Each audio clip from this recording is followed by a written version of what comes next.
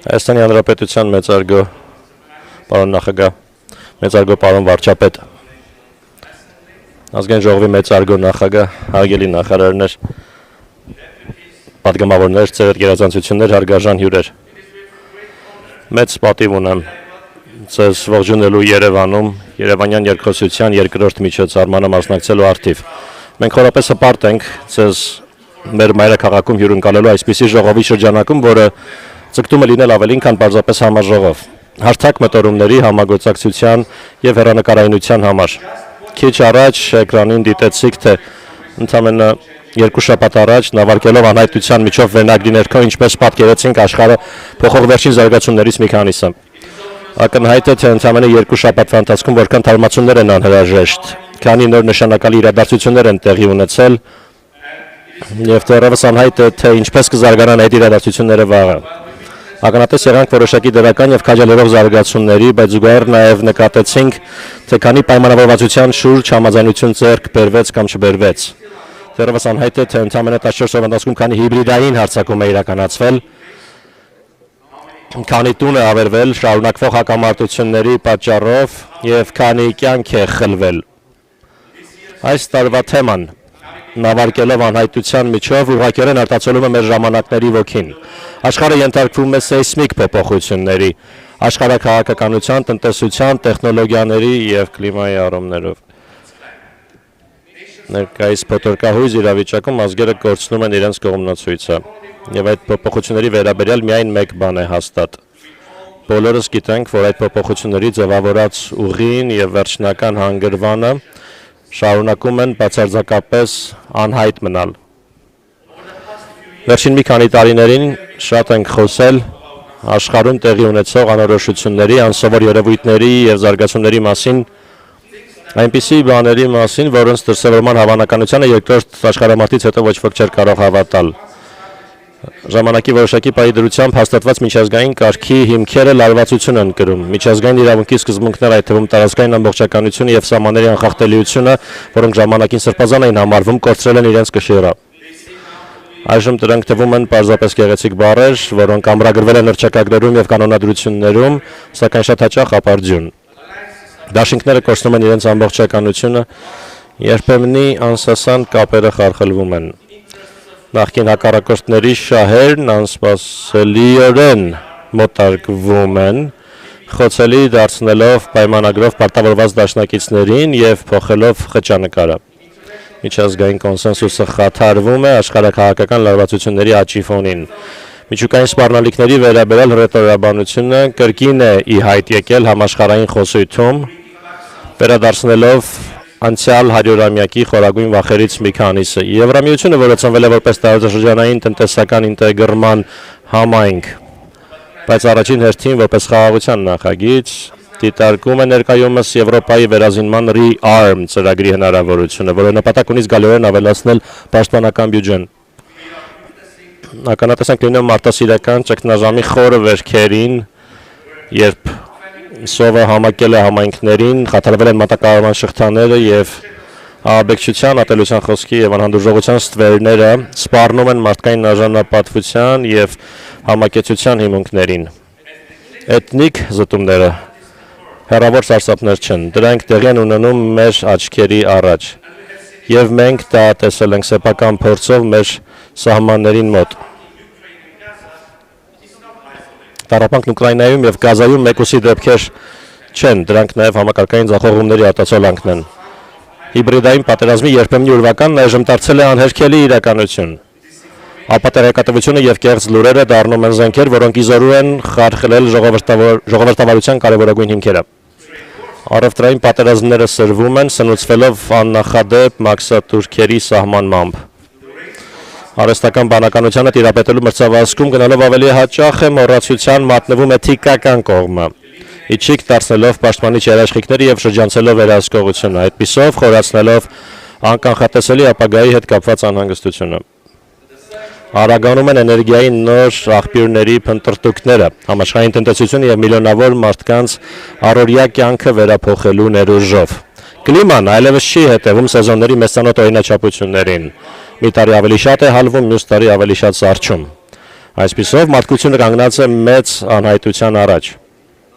Սա հասկանալիորեն ստեղծում է քաոսի տպավորություն եւ խոճապի զգացում առաջացնում անհատների, ընտանիքների, ազգերի շրջանում։ Սակայն սա առաջին անգամը չէ, որ մենք անցնում ենք անհայտության միջով։ Ոչ վաղ անցյալում COVID-19 համավարակի օրերին մարդկային կյանքի կորստի մասշտաբները եւ դրա հետ կապված վախերը կտրուկ եւ հանկարծակի աճեցին, վերափոխելով ամեն ինչ։ Միջանձնային հարաբերություններից եւ կենսապահովման միջոցներից մինչեւ աշխատաշուկայի կառուցվածք եւ նույնիսկ մեր մտածելակերպը։ Ոչ ոք չգիտեր, թե ինչ տեսք կունենար աշխարհը համավարակից հետո, սակայն պատմությունը մեզ հիշեցնում է, որ աշխարհը նախկինում էլ է բախվել նման ծանր համաճարակների տարբեր մասշտաբներով։ Ավելին տեղեկատվական մեկ այլ դարաշրջանում, հիշենք Սև մահը եւ իսպանական գրիպը, ի թիվս այլոց։ Երկու համաշխարհային պատերազմները, չնայած դրանց պատճառած աղետալի մարդկային կորուստներին, խթանեցին տեխնոլոգիական նորարարություններ, որոնք հեղափոխեցին բժշկությունը, կապը եւ տրանսպորտը։ Այսօր արհեստական բանականությունը, վերափոխելով արդյունաբերությունը, վերացնում որոշ մասնագիտություններ եւ վերաիմաստավորում աշխատանքի բուն բնույթը, մեզ հիշեցնում է արդյունաբերական հեղափոխության ժամանակները, երբ ի հայտ եկան արտադրական գործընթացի կազմակերպման առաջին մեթոդները։ Մեր օրերում հայտնի այն պարզ ճշմարտությունը, որ երկրագունդը պետեփվում է արեգակի շուրջը, ժամանակին լրջագույն հայտնագործություն էր, որը մարտարավեր նետեց ողջ աշխարհ հայացքին։ Այս անհայտությունն այնքան անհավատալի եւ վախեցնող էր, որ տեսության կողմնակիցներից մեկին Ջորդանո Բրունոին անգամ այրեցին խարույկի վրա։ Երբ հայտնաբերվեցին նոր մայրցամաքներ եւ տարածքներ, ինչպիսին Ամերիկան էր, անհայտության եւս մեկ շերտ ավելացավ, վերաձևելով համաշխարհային գիտակցությունը։ Անհայտ օվկիանոսներ հատած ծովագնացներից մինչև մեր ամենավաղ նախնիները, որոնք դուրս էին գալիս իրենց ծանոթ որսորդական տարածքներից, մարդկությունը միշտ կանգնած է եղել անհայտության եզրագծին։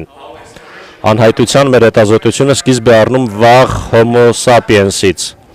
որը պատահաբար բացահայտեց շատ վտանգավոր անհայտության կրակի ուժը։ Այսպիսով, սա աշխարհի վերջը չէ։ Եվ եթե որոշ մարդիկ կարծում են, թե մենք մոտ ենք աշխարհի վերջին կամ ներկայիս իրականությունը նկարագրում են որպես այդպիսին, ապա հնարավոր է, որ սա պարզապես այն բազմաթիվ աշխարհի վերջերից մեկն է, որոնցից հետո մենք շարունակել ենք ապրել։ Մարդկությունը մշտապես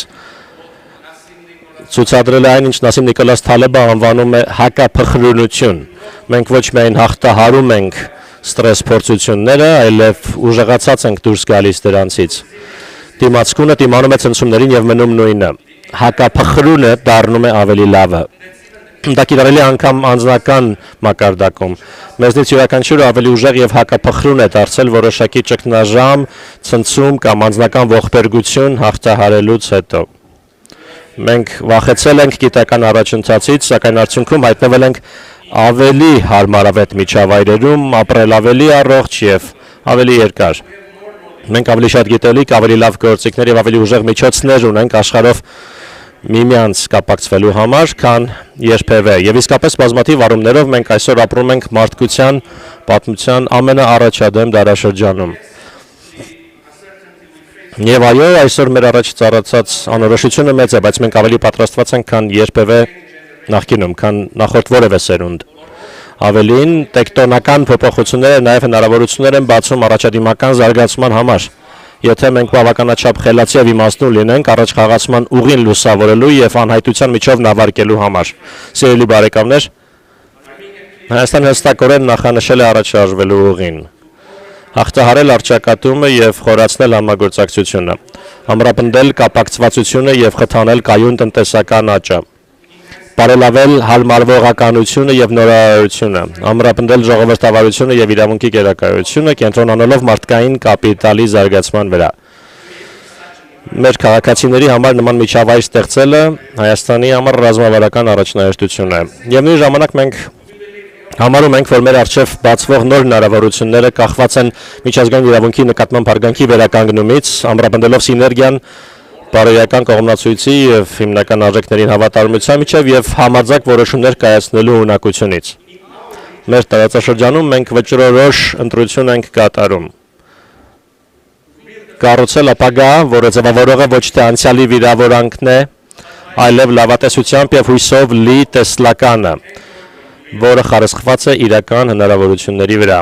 Պատմությունը հայտնի է։ Այն չի կարող մոռացվել։ Այն չի կարող վերաշարադրվել։ Այդ թվում կեղծ պատմույթների միջոցով, ինչպիսիք ոմանք կձգտեն տարածել, եւ թեպետ սպիները մնում են եւ ամոքումն ընթացքի մեջ է, մենք պետք է առաջ շարժվենք դեպի ավելի լավ ապագա։ Այնուամենայնիվ մենք գիտենք, որ խաղաղությունը հեշտությամբ չի տրվում։ Այն շարունակական գործընթաց է, որն առաջ է մղվում խիզախ դիվանագիտությամբ, փոխըմբռնմամբ եւ վստահության կառուցմամբ։ Հայաստանի տեսլականը հստակ է։ Մեր հարևաններից երկուսի հետ հարաբերությունների կարգավորում միմյանց ինքնիշխանության նկատմամբ լիակատար հարգանքով եւ տարածքային ամբողջականության նկատմամբ լիակատար հարգանքով եւ որևէ մեկի կողմից ներկայացվող տարածքային պահանջների անվերապահ մերժմամբ, ինչպես նաև մյուսների հետ ունեցած ավանդական բարիդրացիական հարաբերությունների խորացում։ Նավարկելով հարաբող աշխարհակաղակական լանդշաֆտում Հայաստանը շարունակում է անսասան մնալ տարածաշրջանի ծանդին իր ունեցած գործընկերությունների ամրապնդման հարցում։ Ամուր եւ ռազմավարական գործընկերություններ ենք հաստատել Միացյալ Նահանգներից մինչեւ ամբողջ Եվրոպա եւ Ասիայի տարածքում։ Միևնույն ժամանակ ակտիվորեն խթանել ենք լայնված ավելի լայն կապակցվածությունը, ճանաչելով մեր երկրի եզակի դիրքը քաղաքակրթությունների եւ առևտրի իսկական խաչմերուկում։ Մենք հավասարապես հանձնառու ենք մեր ներդրումն ունենալու համընդհանուր մարտահրավերներին դիմակայելու ուղղությամբ գործադրվող գլոբալ ջանքերի մեջ։ Կենսաբազմազանության հարցերով COP17-ը Երևանում անցկացնելու համար Հայաստանի հաջողված հայտը, ինչպես նաև վերջերս հայտարարված Եվրոպական քաղաքական համայնքի 2026-ի Գառնանը կայանալի գագաթնաժողովը վկայում են միջազգային ասպարեզում մեր աճող պատասխանատվության եւ ներգրավվածության մասին։ Հարգելի հյուրեր, այսօր մենք հրավիրել ենք որոշում կայացնողներին, մտածողներին, ակտիվիստներին եւ ձեռնարկատերերին ոչ միայն գաղափարներ փոխանակելու, այլև իրագործելի հեռանկարներ ձևավորելու համար։ Այս տաղլիճում, որտեղ հավաքվել են տարբեր ազգերի եւ ոլորտների ներկայացուցիչներ, մենք ունենք գաղափարներ, որոնք նախատեսված են ոչ միայն ապագային արձագանքելու, այլև ապագան կերտելու համար։ Երևանյան երկխոսությունը կարող է խթանել տարամիտվող, բայց միևնույն ժամանակ նաև զուգամիտվելու ներուժով հղի պատասխաններ, եւ որ ավելի կարևոր է առաջարկել կոնկրետ բանաձևեր եւ լուծումներ։ Զարմանալի չէ, որ այս տարի մենք հատուկ հարթակ ենք տրամադրել երիտասարդներին, իդեմս երիտասարդ գործընկերներ ծրագրի։ Երիտասարդ առաջնորդների տեսակետները ոչ միայն արժեքավոր են, այլև կենսականորեն կարևոր։ Նրանք, ովքեր ժառանգելու են վաղվա աշխարհը, թարմ մոտեցումներ են բերում այսօրվա մարտահրավերներին։